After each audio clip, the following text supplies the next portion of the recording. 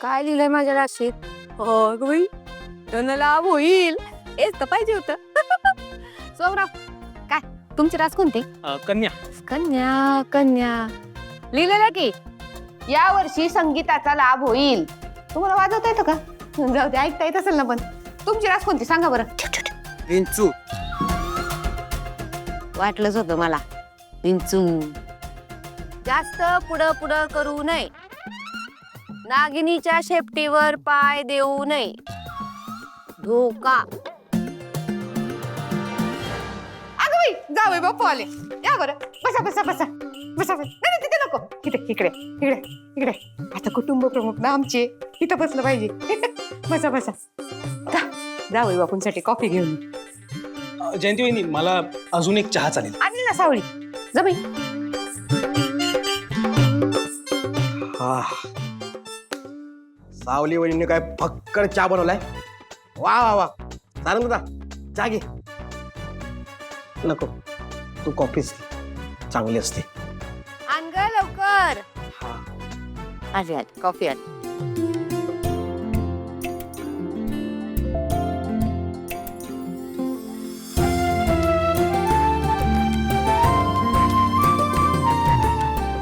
कशी झाली आहे? चांगली झाली असणार. बरोबर ना सावली वहिनी?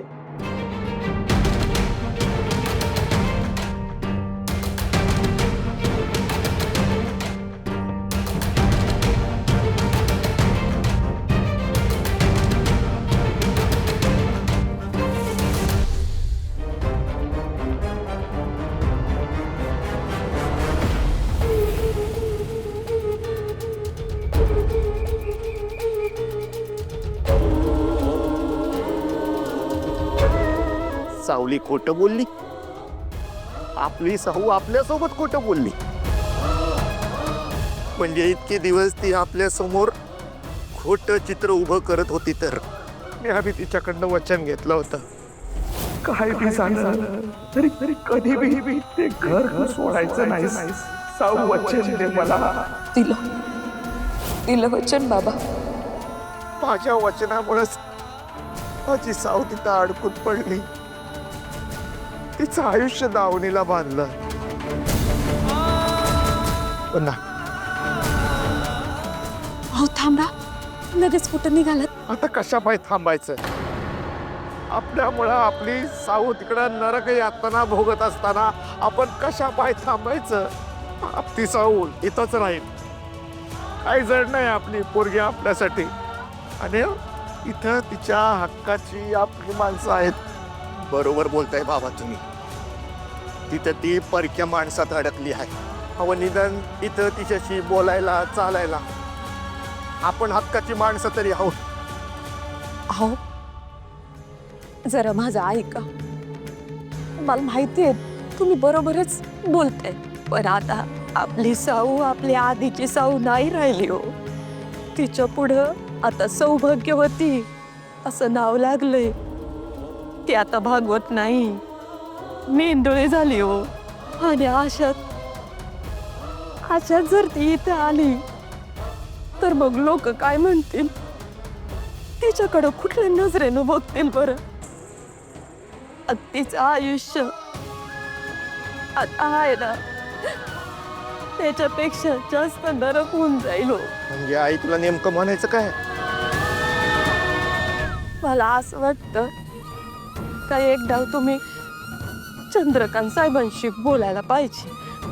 हा जर त्यांना आपली साऊ आणि जावई बापू या दोघांच्या नात्याचं भविष्य शून्य वाटत असेल ना, तर तरच आपण हा कठोर निर्णय घ्यायला पाहिजे असं वाटतं मला.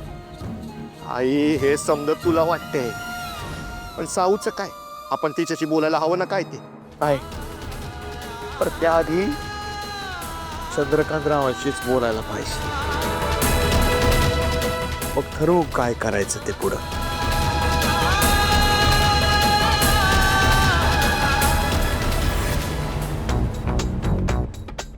काय वाटतं तोंडाकडे का बघ.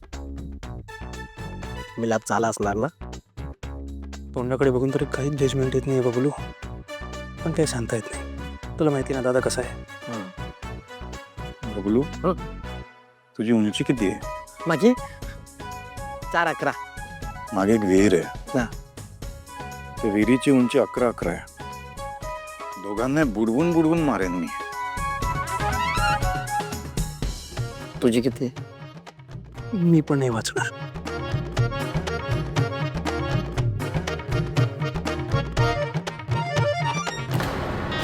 इथे फक्त सारंग साहेबांनी नजर दिली तर सावळी मान खाली घालून खोलीत निघून गेली की. हो बाई, मेंदळे मेन्शन मध्ये हिचं काय होत असेल? काहीतरी गोलमाले. शोधून तर काढायला लागेल बाई जयंती. बोला एकनाथराव. रामकृष्ण हरी. रामकृष्ण हरी. काय म्हणताय? तुमचे जावई बापू रमले आहेत ना तिकडे सासूरवाडीत? होय, तसं रामल्यात. नाही, तसा सारंग आमचा लागवी आहे. जिथे जातो तिकडे लगेच रमतो. तुम्ही अचानक फोन केलात? काही विशेष कारण? थोडं महत्वाचं बोलायचं होतं. बोलायचं होतं? काही काळजीचं कारण नाही ना? बोला ना. तसं काळजीच होतं. जावई बापू आणि साऊ बद्दल बोलायचं होतं. सारंग आणि सावलीबद्दल? अहो, बोला बोला. हो सावरच वाटतं. बाबा थांब. अहो, एकनाथराव, अहो रडायला काय झालं? हॅलो एकनाथराव. रडू नका बाबा, रडू नका. सावरच वाटतं ना. म्या सगदेव बोलतोय. अरे सखदेव, अरे काय झालं? एकनाथराव रडतायत का? काय झालंय? अहो, ते सारंगदाजी आणि साऊ मध्ये सगळं ठीक आहे ना? नाही म्हणजे आई म्हणत होती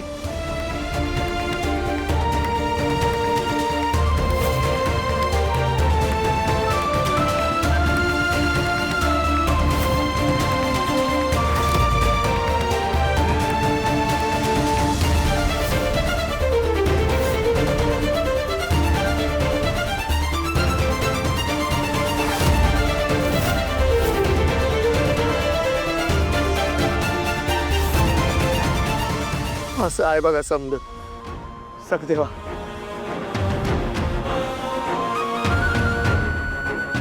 चंद्रकांतजी, आता तुम्हीच सांगा, ज्या संसारात नातच नाही त्याला संसार कसं म्हणायचं? तुम्हीच सांगा.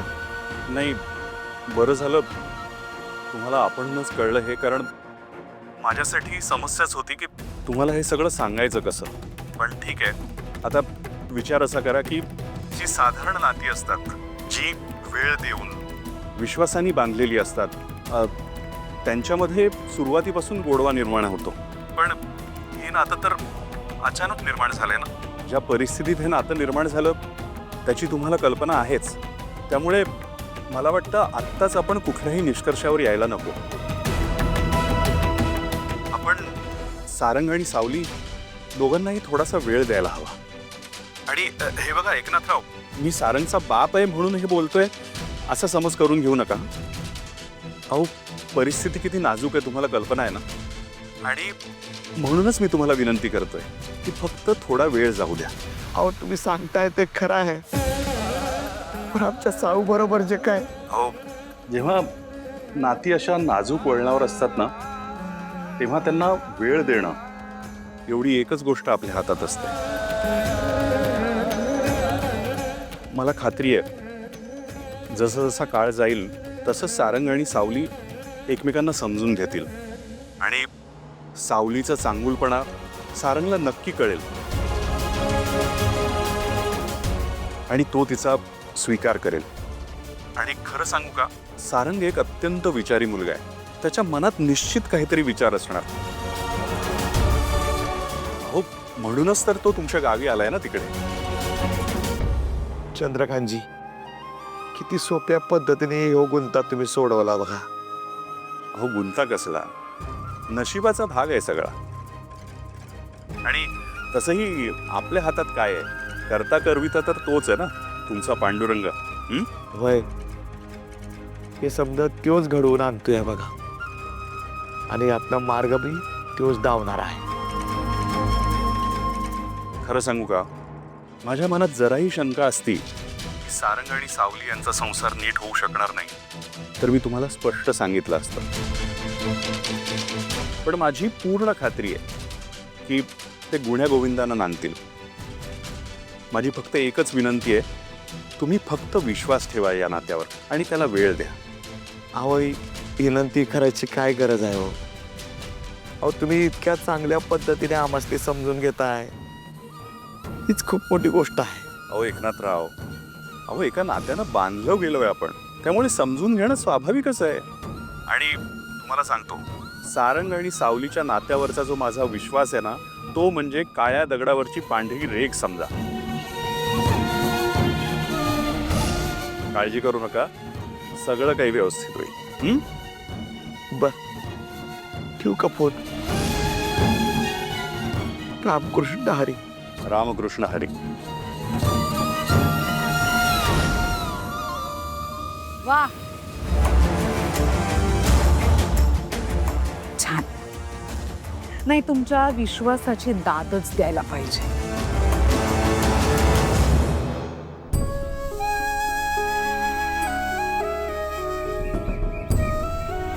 बाबा, बरं झालं आपण त्यांच्याशी बोललो. म्हणजे या सगळ्याची त्यांना आधी कल्पना होतीच बघा. अरे हा, पर त्यांच्या बोलण्यात ती एक आशा होती, हे महत्वाचं नाही का? पण सावना हे समजा आपल्याला का नाही सांगितलं? अहो, ओळखत नाही का तुम्ही आपल्या पोरीला? इथं बी होती तरी आपल्या फाटक्या संसाराला जागा आहे बघायची. आता तर सासरी गेली ती. आपल्या माहेरच्या माणसांना त्रास होईल म्हणून सगळं सासरचं दुःख पोटात ठेवत असेल पोरगी. आपल्याला काय बी त्रास होऊ नये ना म्हणून काय बी सांगत नसेल बरं ती. बरं, काय म्हणतो, आपल्याला त्यांच्यात काय हाय काय नाही कळलंय, हे तिला कळायला नको. हो. तर तिला त्रास होईल.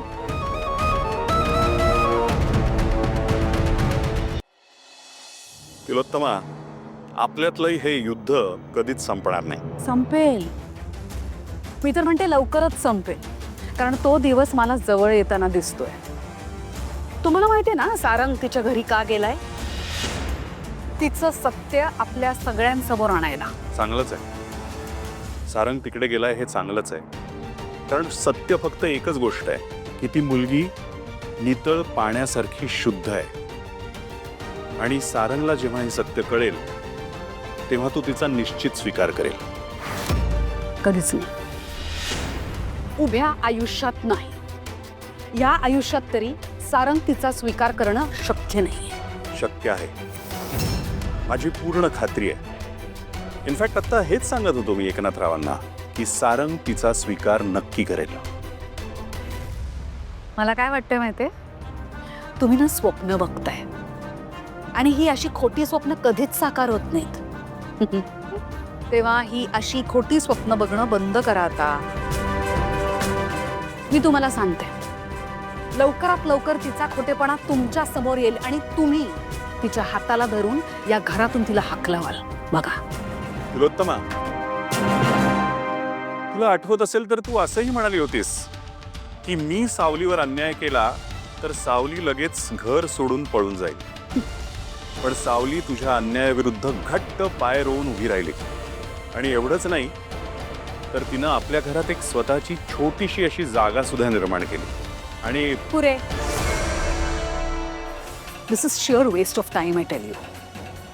मला या पोरीबद्दल एक अक्षर सुद्धा बोलायचं नाही यापुढे. आणि योग्य वेळ आली की तुम्हाला तुमचं उत्तर मिळेलच. माझंही तेच म्हणणं आहे, योग्य वेळ आली की सावलीचा चांगुलपणा आणि खरेपणा दोन्ही सिद्ध होईल.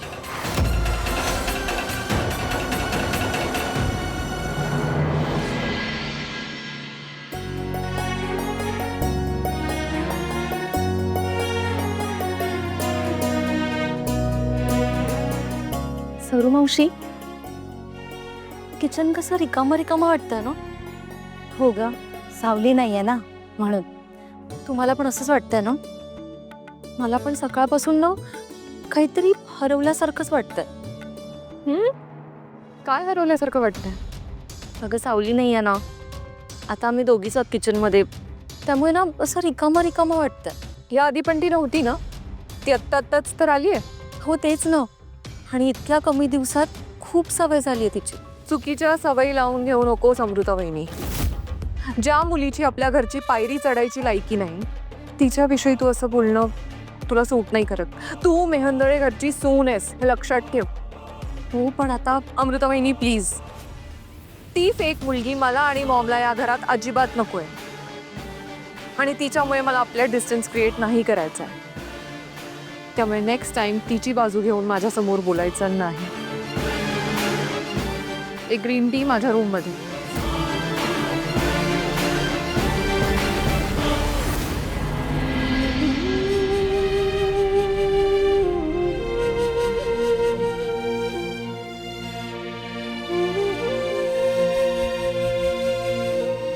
नको लक्ष देऊस.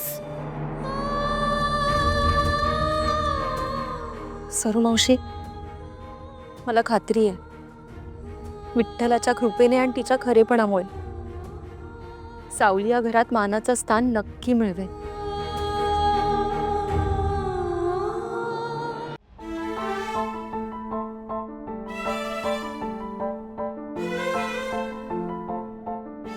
थांब थांब थांब, एक मिनिट थांब, मी करतो, तू माझी कामं करू नको प्लीज.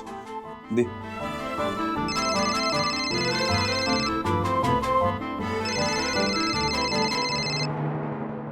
वहिनी, हाय. सारंग, कसा आहेस? काय करतोयस? नाही काही नाही. कसं वाटतंय गाव? ठीक आहे. फक्त ठीक? हा म्हणजे आहे, छान आहे. बरं बरं, ठीक आहे. सावली काय करते?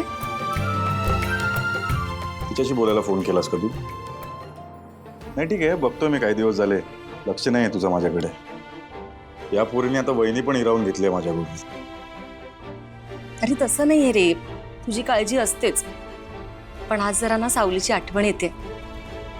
दे ना, काय करते ती? देतो.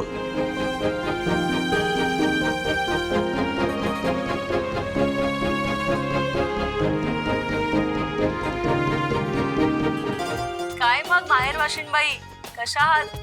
कसं चाललंय सगळं? छान चालू आहे वहिनी. काय ना, स्वयंपाक घर जरा रिकामा रिकामा वाटत होतं, तुझी आठवण आली म्हणून फोन केला. तुला तर काय सप्ताहाच्या गडबडीत आमची आठवण येतच असेल ना? अहो असं काय बी नाही. बरं, काय चाललंय आता? मी कपड्यांच्या घड्या घालत होते. वा, छान, म्हणजे संसाराला सुरुवात झालीये तर.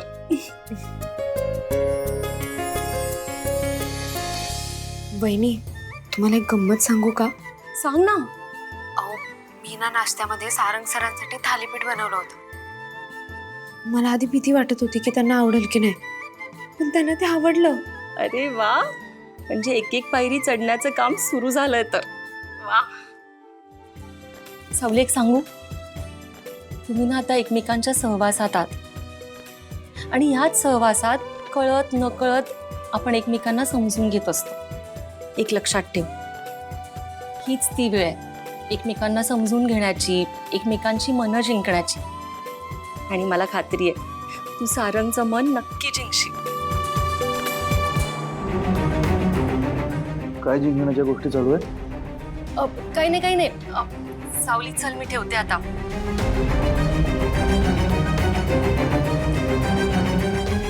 हे बघ, मला जिंकण्याचा जर मनात विचार चालू असेल तर आत्ताच्या आत्ता काढून टाकतो, कारण ते शक्य नाही.